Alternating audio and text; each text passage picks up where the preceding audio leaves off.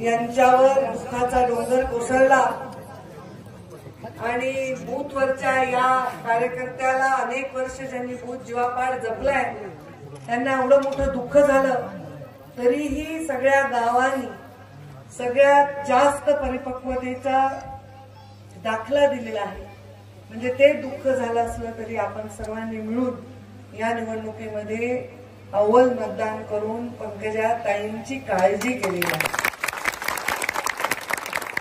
एखाद्या नेत्याच्या आव्हानावर लोक येणं, गर्दी करणं, सभा करणं, निवडणुकीच्या प्रचार सभांमध्ये सहभागी होणं हा भाग वेगळा, पण एखाद्या गावामध्ये जर कोणी गेलं असेल तर तो अंतविधी झाल्याबरोबर आपल्या कर्तव्याला जे लागले ते खरं काळजी करणारे लोक आहेत.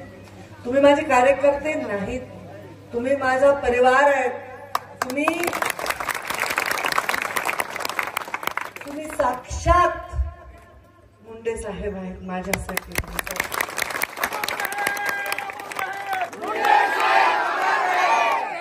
राजकारणामध्ये मुंडे साहेबांनी मला आणलं तेव्हा मुंडे साहेबांना खूप संघर्षाला सामोरं जावं लागलं. त्यामुळे ते म्हणले माझं विश्वासाचं कोणी नाही पंकजा, मला 5 वर्ष दे. आणि 5 वर्ष पूर्ण व्हायच्या आधीच मुंडे साहेब आपल्यातून निघून गेले. माझा 5 वर्षातलं काम आपल्याला माहित असेल. माझा त्याच्यानंतर 5 वर्षाचा संघर्षही आपण पाहिला. पण संघर्ष करणाऱ्या मुंडे साहेबांच्या पोटी जन्म घेतल्यामुळे माझी निवडणूक सुद्धा ही किती चांगली आणि संघर्षमय झाली हे तुम्हाला माहिती. काहीच दोष नाही आपला, काहीच वाईट केलं नाही कुणाचं.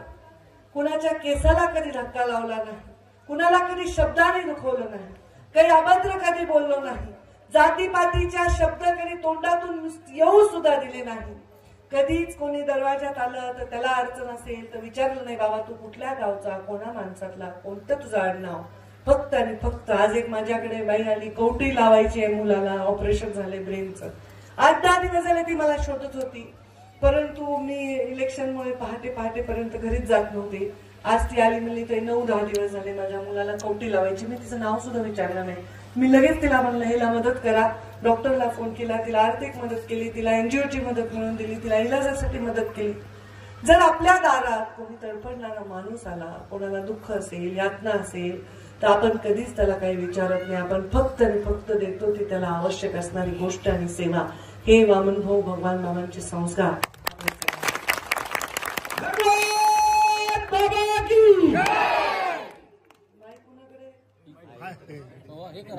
माईक दिसलंच नाही, माईक बंद करायचं.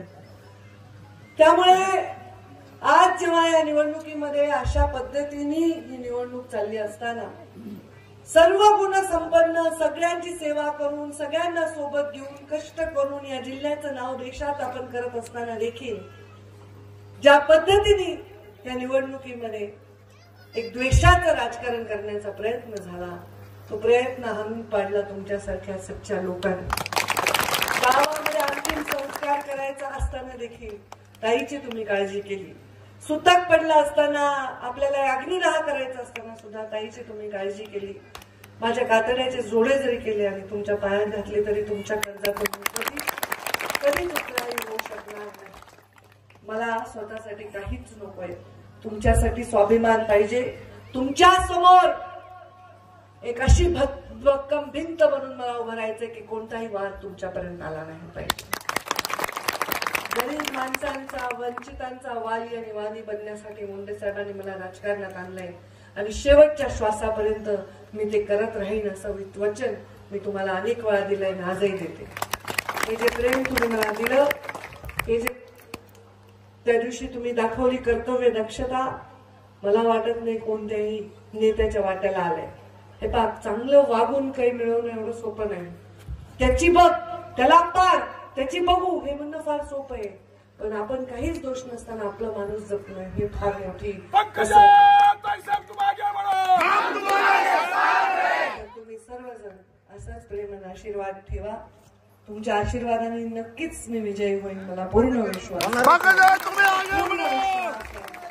द्वेषाचं बीज इथे कधीच उमलू देणार नाही. प्रेमाने आणि सगळ्यांनी सलोख्याने राहण्याचा या जिल्ह्याचं वातावरण येथे कायम ठेवण्यासाठी आपले आशीर्वाद मला कायम मिळाले आहेत आणि पुढेही मिळत राहतील, याबद्दल मी मनापासून आपली सर्वांची आभारी.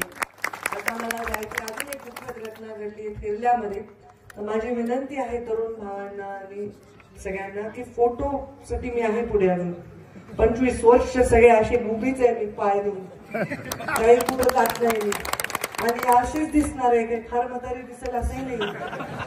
तर तुम्ही जरा 4 तारखेनंतर फोटो काढा. आता दुःखाच्या ठिकाणी धिंगाणा करू नका, विनंती आहे.